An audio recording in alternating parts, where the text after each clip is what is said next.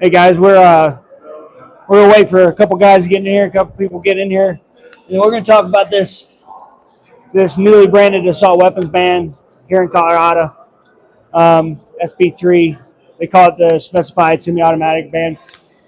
Semi-automatic and similar devices, I guess they call it. I can't remember exactly, but what we're gonna do is I'm just gonna try to pick random people, some people I know, and then I might even try to pick some opposition so they can talk about their points of it. And I'll try not to be condescending to them and let them kind of speak of what they think. So we have a couple people here that I'm very familiar with. And we have some other people also here that I'm not super familiar with, but they are definitely in the realm of defending our Second Amendment right. So I guess what I'll do is I'll try to pick some people here and go from there. So you want to talk? So hey, this is Mark. Now he owns I-68, which is a competitor of mine, right? But here's the thing: we grew up, we're cut from the same cloth. We're both from 10 Special Forces group. We both have 20 plus years. Yeah, 20 plus years. Yeah, 24. Yeah. Yep, exactly. So we're both firearms instructors in the El Paso County here in Colorado, and we're both very, very against this bill. It's definitely not a constitutional bill at all. So I'll let Mark tell us of what he thinks about the bill, and then we'll go from there. Yeah. Well, as Dave said, him and I served together in 10 Special Forces Group. So if you're not coming to I-68 for training, definitely go to Dave. He says we're competitors. I think we are both great instructors, both great companies. And so that is just get good training. That's all that matters. As for this bill, obviously it's highly unconstitutional, both on the state and federal level. From the clients that I have, over 70% of our clients have been women in the last 8 years. And over half of those, that was the first time ever shooting a firearm. And I'm sure Dave is very in the same boat. And because they didn't realize that they needed this training until something happened. It could have been like my wife, where their husband travels constantly, so she needs the training and the expertise to protect herself. Some they might have a scare and they've refused to be a victim, so they've come to get training and buy a firearm. And then others, I've had a lot of divorced moms. Now they're the sole protectors. This bill, effectively through bureaucratic banning of firearms, doesn't allow these people to protect themselves and their loved ones. And that's the whole point of the Second Amendment, so we can protect ourselves and our loved ones and fight against a tyrannical government. And that's the point of the Second Amendment. This bill will create more victims. It doesn't help law-abiding citizens like Dave, myself, our clients.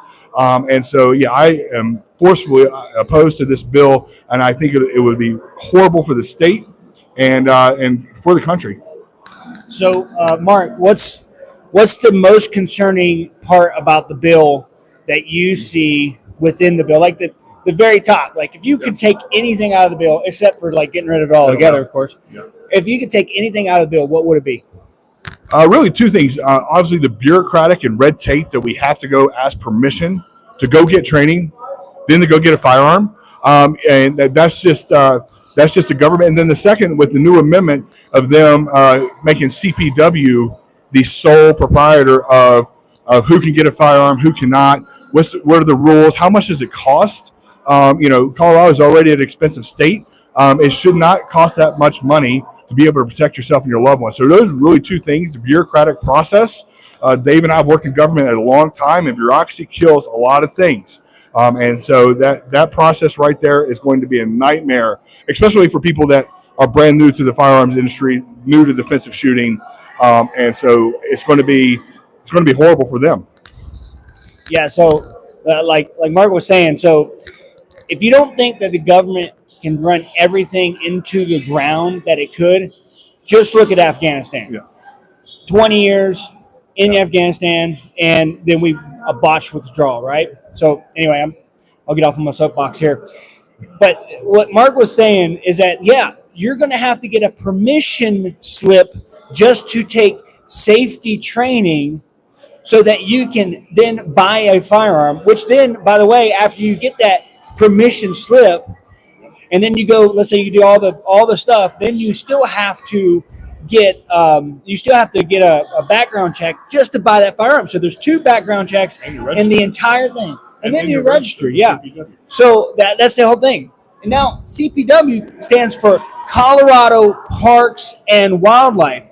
In what sense does that make that Colorado Parks and Wildlife would have any kind of say-so on our Second Amendment rights here in Colorado? It just doesn't make any sense whatsoever. Do you have anything else you want to say? I would just say this is my first time doing this with that I'm retiring from the Army, and I would just say, hey, even if you're not a gun person, this is about them taking away your choice to protect yourself and your loved ones. You don't have to make that choice; that is on you. But if you do decide to make that choice, that is your choice as an American, as a Colorado citizen, and then go get high-level training. Go to Dave or come with A Coach or come to I-68 Consulting and get the highest training available that you can. Dave puts on great courses. I-68 puts on great courses, and we're here. The reason we do what we do is to have a positive impact on you. And both Dave and I are from the East Coast. We have decided to stay in Colorado to build our businesses and to help our communities. And this is what we're doing up here today. Yeah. So well done, Dave. All right. Thank you, man. I appreciate it. So you heard it. That's Mark Fitzwater from I-68. If there's anyone that I would want to get training outside of A Coach, that would be the man. Okay. So that's the guy. So let me see if I can get somebody else in here, maybe maybe for the bill, and let's see what they have to say. Okay. Hey, is anybody here for in support of SB3? Huh? Oh, you're just waiting? Anybody for support? No? I guess everybody's not in support. All right. Most people are inside trying to testify, so that's what this is all about. Trying to talk to people, trying to figure out what's going on with this SB3, who's in support, who's against, so on and so forth. And to put it bluntly, this is going to cause a big red tape just so somebody could exercise their Second Amendment right. And you can see in my lapel here, I have some pins, Special Forces and Ranger on my pin. So just like most other veterans, when we join the Army or the Air Force or the Marines or whatever it is, we go in there thinking that we're fighting for a good cause. We think we're going in there to be a part of the government so we could be a part of the solution. But more times than not, the government is not the solution whatsoever. So for the Colorado government to sit here and say, hey, we're going to put this SB3 forward so that you have to go through all of these things just so you can exercise your Second Amendment right, it's pretty damn ridiculous. The other thing is like the guns that are being targeted in this are commonly owned firearms. Now, the Supreme Court says that commonly owned firearms cannot be banned. Now, Tom Sullivan and the rest of the Democrats here in the Colorado General Assembly, they're going to sit here and say it's not a ban. You just can't purchase those things unless you go through XYZ training. You have to get at least 2 background checks. You have to be on a registry. You have to go through training, right? 12 hours or 4 hours, depending on if you have a hunter safety course, right?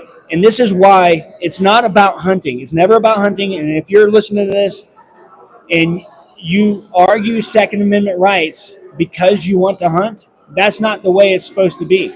It's not about hunting. It's about literally keep and possess, keep and possess, keep and possess. Well, how do you get the firearms to keep and possess them, for example? You have to purchase them. That is the most commonly way to do it. The other ways, obviously, are illegal, like stealing, for example. It can be handed down, obviously, but let's say you don't have anybody hand it down to. then what are you going to do with that firearm, right? These things are our property when we buy them. So it's about keep and possess, not about hunting. It's not about sports shooting either. So just stand by for a minute. Let me see if I can get somebody else to interview.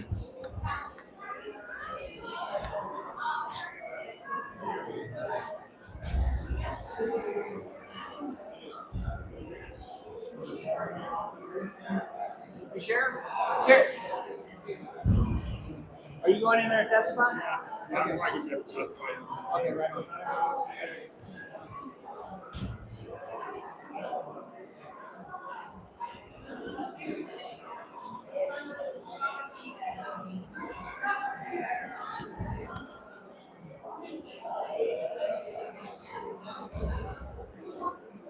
Hey, if you're just coming with us, listen, I'm just trying to find somebody to interview that's willing to come on camera and interview. So we're just kind of standing here right outside of the House Judiciary Committee, which is room 271. They call it the Old Colorado Library. So the question is, what if you already have a concealed carry permit? So this isn't about your concealed carry. This is about specified semi-automatics. And what they want to do is they want to mandate 12 hours of training. And if you have your hunter safety certificate, 4 hours of training, just so you can purchase a specified semi-automatic if this thing passes. Your concealed handgun permit does not count towards that training. Okay, so understand that. Now, me as a firearms instructor, a verified firearms instructor in El Paso County, if this thing passes, I will be eligible to teach the 12-hour course, for example.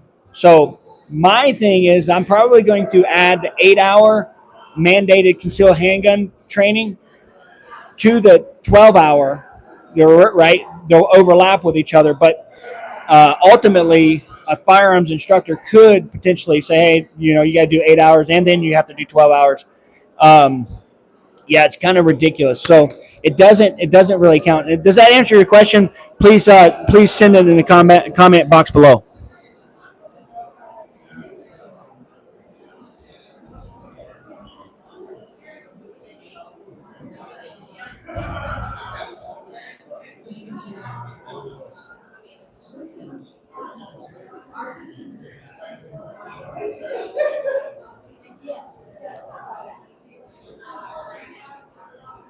There's actually not that many people here from last year. Last year, the assault weapons ban.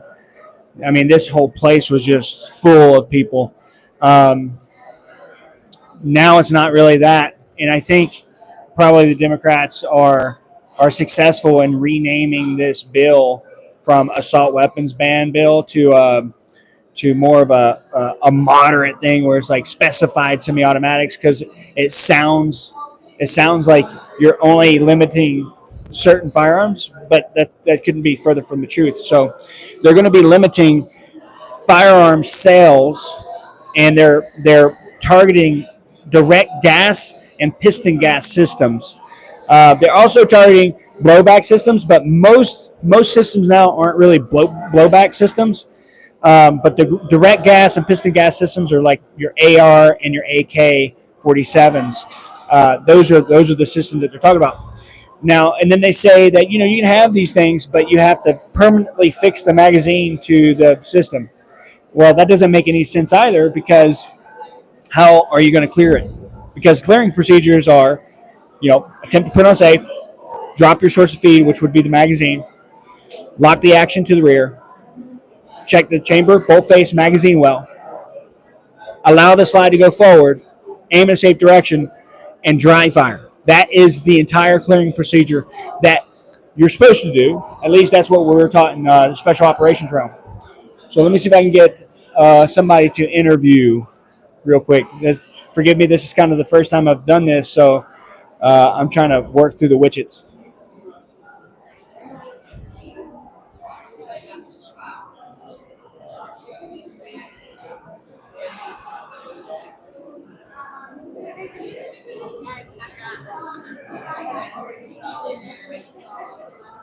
I'd actually like to get a red coat in here to just see why they support the bill. Of course, they're going to say, "Oh, well, we think it saves lives and blah blah blah." But at the end of the day, it's not about saving lives. It's about full control over the American people.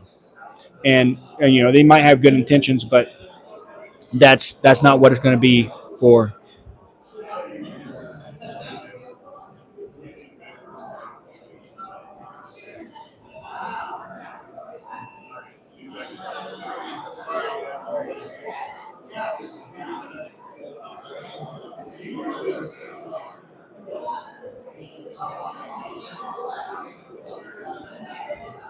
I guess I'll start this back up when I get somebody to interview. So you guys can stand by or whatever, and then we can get going later. Check out.